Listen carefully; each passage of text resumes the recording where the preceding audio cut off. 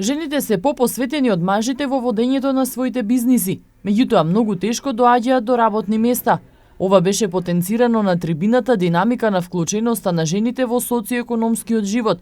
Правено е истражување во 2015 година за тоа дали едукацијата, искуството, работата во ноќни смени, но пред се тоа дали жените се мајки, влијае на наоѓањето работа. Според оваа анализа ние дојдовме до резултати дека додека платата, образованието, значи искуството во работните места, како и возраста, позитивно влијаат во партиципацијата на жените во работната сила, додека докажавме дека додека мајките, значи жените кои што се испитаници на ова истражување се докажале дека се мајки, тие значи имаат негативна можност за да бидат дел од работната сила. Се уште е недоволно вработувањето на жените во однос на машката популација и невладината женски форум направила истражување.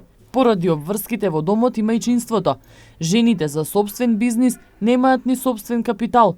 Наследството традиционално одика и мажот во семејство. Жената навистина е надвор од пазарот на трудот и ако се спореди со машката популација, ако земе на секои 3 жени, 2 се невработени, а на секои 3 мажи 20 се вработени. Значи имаме еден дисбаланс во самото вработување меѓу половите.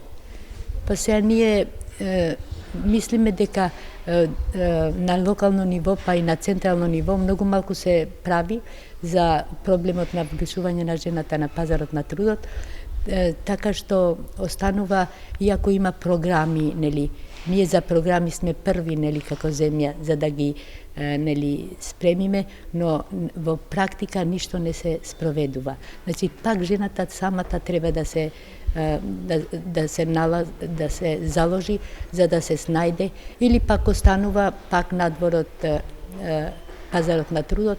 Поддршката од семејството е главниот поттик на жените предприемачи во Македонија при отварањето собствен бизнис и градењето на кариера. Но проблемите со кои се соочуваат се финансиите, немањето доволни информации, како и предизвикот да се усогласат секојдневните обврски во семејството и работата.